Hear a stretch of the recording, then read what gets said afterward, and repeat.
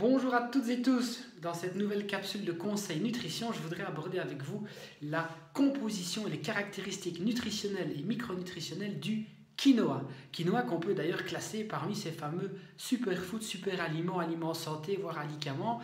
Alors pourquoi je parle du quinoa? Parce que vous allez voir, c'est extrêmement intéressant comme produit, comme aliment, mais c'est surtout fort tendance, fort à la mode. Alors la question qui revient très souvent, que les patients d'ailleurs me posent en consultation, c'est: est-ce que le quinoa est un féculent?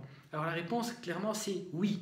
Il s'agit d'un féculent. Pourquoi? Parce que dans le quinoa, vous avez 58% de glucides. Alors certes, c'est moins que les pâtes, qui sont à peu près à 80% de sucre totaux. C'est un peu moins que le riz, qui est à 70-72% de glucides. Mais on est quand même un peu plus concentré en glucides que le pain, qui lui est à 50% environ, ou que la pomme de terre, qui est seulement à 20%.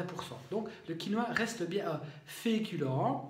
Raison pour laquelle, si on contrôle sa ligne et son poids, on ne va pas charger tous les soirs, par exemple, en quinoa, ou d'ailleurs en pâte, lors du souper.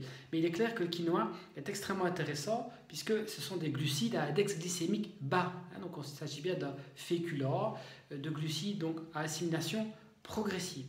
Autre grande caractéristique intéressante du quinoa, c'est qu'il est très riche en protéines. À peu près 15% de protéines dans le quinoa, c'est pas loin finalement d'un steak. Alors certes, on est sur des protéines végétales versus des protéines animales, mais c'est extrêmement intéressant, une composition quand même fort concentrée en protéines. Donc ça, c'est une caractéristique nutritionnelle non négligeable.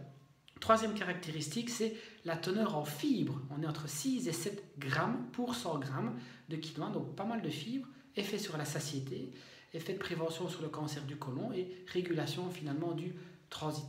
Autre caractéristique, c'est qu'il y a très peu de graisse dans le quinoa. On est à 4-5% de graisse, donc c'est très peu. Donc c'est vrai que c'est assez intéressant. Et encore, le gras contenu dans le quinoa est un gras végétal. Il n'y a pas de cholestérol. Alors j'ai envie de dire qu'il y a encore une cinquième grande caractéristique. Bien sûr, on pourrait parler de la teneur en calcium ou en magnésium, mais ce n'est pas très riche en minéraux. C'est surtout par rapport à l'absence de gluten. Donc rappelez-vous qu'il y a différentes familles de céréales.